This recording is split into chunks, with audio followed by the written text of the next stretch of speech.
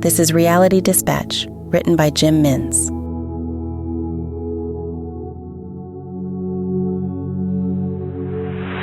The exposed wood on the door frames was splintered and cracked, and the rusty nails that hung off them posed a risk of tetanus. McMahon was wary of scratches when he embarked on his risk assessment. He was an electrician by trade, employed by the state governor to conduct an audit on abandoned properties that the state had acquired under mysterious circumstances. To his kids, he inspected haunted houses. In reality, he assessed whether a repossessed or compulsorily acquired property could be refurbished to a standard fit for occupation. He had KPIs to meet, deadlines outside of his control. The state was grappling with a housing crisis that could not be overcome, and McMahon felt the pressure to sign off on properties that should have been demolished but would be deemed cost-effective to house a family on a reduced income, with a lick of paint and a spray of superglue. He watched where he stepped, feeling the weathered boards groan beneath his feet. He knew vaguely the circumstances surrounding the property. It had been owned by a woman who lived alone. She was relatively young when she vanished. 50, maybe mid-50s, he tried to remember. He never really read the briefs. His job was to assess livability and provide basic maintenance. Occasionally, if the neighborhood was dangerous, he'd look into the circumstances. This was a middle-class suburb where mothers and fathers worked in service industries, police officers, nurses, firefighters, and the occasional neighborhood mechanic. They all had 2.5 children and 2 vehicles in their driveways, one for work, one for weekend sport. Molly Bainbridge had owned the abandoned property for 6 years. She paid her bills, lived a quiet life, and ordered takeout on Fridays from her favorite Indian restaurant down the road. The garbage collector would wave on Monday mornings when he picked up her trash.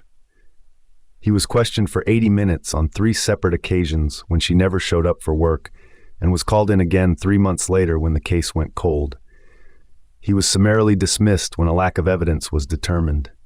No motive, no grievances with any parties, no known association with crime, no money troubles, no spousal issues, no leads. Nothing. A complete vanishing. McMahon trailed from room to room. The house, in its abandoned state, was nearing 8 years, and there were signs that the wet buildup on the roof was causing it to sag. It warped and cracked. He poked at it with an extended flashlight and felt the weakened wood lower and bend. It was caving in. The house was unsafe, and he felt compelled to note this, despite the pressure of his KPIs. He stood in the kitchen and looked at the sink, which was overflowing with weeds that had burst through the piping. They had sprouted out of the drain, forming an almost perfect bouquet of parasitic beauty. He lifted the handle of the tap to assess the flow and was reminded that the utilities had been cut off years ago. In the hall with the adjacent stairwell, the wood warping was worse than predicted, and McMahon deemed it unsafe to venture up to the second floor for fear the entire structure would collapse. He observed more exposed nails in the steps and dismissed any notion of further exploration. His next destination would be the front door, to exit. He passed the living room with its faded decor on the way out. It was littered with dusty, untouched books that had been left behind. Whoever had administered this estate before the state commandeered it had deemed these fixtures useless. McMahon remembered the love his daughter had expressed in an antique bookstore on the outskirts of the villages south of the city. They had spent hours there, bonding over titles he had never heard of, but that she had studied in English class. They were first editions. She had been giddy with excitement, and he had been giddy at the thought that his decision to take the trip had put such a smile on her face. She would be thrilled at the prospect of having access to some of these classics. Maybe there were first editions here too, he thought. He walked over and ran his gloved hand along the bindings, watching as his fingers left a trail of dust, cutting through the grime like a snowplow in a blizzard. Some of the titles he recognized: For Whom the Bell Tolls, Sense and Sensibility, A Tale of Two Cities. Others he didn't. He tilted his head and noticed that despite their soiled state, the bindings were in perfect condition, almost too perfect. The books looked identical, as if they were law books all lined up. The titles were the only differences that separated them. He found this odd. Surely they wouldn't all be the same weight and thickness. He tugged on a book and removed it from the shelf. Little Women. He flicked through the pages. They were faded, rusty, but devoid of words, an empty shell of a book. He placed it back in its slot and pulled another. Flicked through, empty. Dropping it to the floor, he retrieved another and another, all empty. The final book he grabbed triggered an audible click, unlocking a latch that shifted the entire bookshelf open. The wall moved forward as if on a rigging system. McMahon rolled up his sleeves and gripped the edges of the bookshelf, pulling it forward. It was a trap door, now unlocked, that moved with ease. Behind the dilapidated shelf stood a steel door, pristine, as if the sands of time that had been tearing the house down had never touched it. A flashing number pad with a green LED light was positioned to the left-hand side where a door handle should have been. McMahon recognized it immediately as a panic room. The removal of the bookshelf also revealed wiring connected to a hidden CCTV camera positioned directly above the entrance to the steel door. McMahon looked up at it and waved. A bolting sound echoed as the door clicked and ground away, its frame unsealing with a refrigerated hiss as long-sealed air was summoned inside. McMahon stepped back as the door swung out towards him. Behind the steel door, a staircase led underground. He stepped inside and descended 25 steps into the unknown.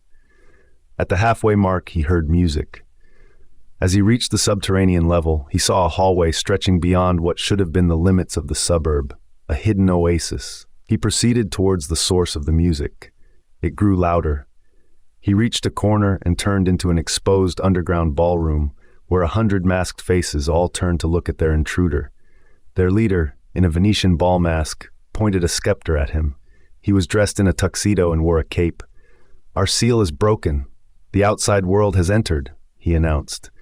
The faces all removed their capes, and a collective drop of the fabric reverberated off the ballroom's cavernous walls. A figure stepped forward from the crowd, a woman in an elaborate black gown. Her mask was more intricate than the others. She lifted her middle and index fingers, revealing a gold coin between them. She presented it to McMahon, and the others bowed. McMahon swallowed. "Look, I don't know what this is," he said, raising his hands. "I'm just an auditor. I was sent to check if this place was livable." "This is the savior we have waited for," she began. "The one the founders of this sanctuary warned us about." McMahon took a step back. "We will flip the sacred totem to determine his fate," she declared. She tossed the coin into the air, but before McMahon could see where it landed, he bolted. He turned down the corridor and sprinted, racing back the way he came. 300 yards to the staircase, the sun was beaming down from the top. A shadow formed. The steel door was closing. He ran faster. The shadow grew. He reached the stairs, leaping 2 steps at a time. He could hear the mechanical hiss of the door sealing. He reached the top just as the final bolt locked into place with a thud and a crank. He was locked inside. Behind him, down the long drop, the sound of cheering echoed. His fate had been decided, but he didn't know if it was heads or tails, freedom or imprisonment, life or death.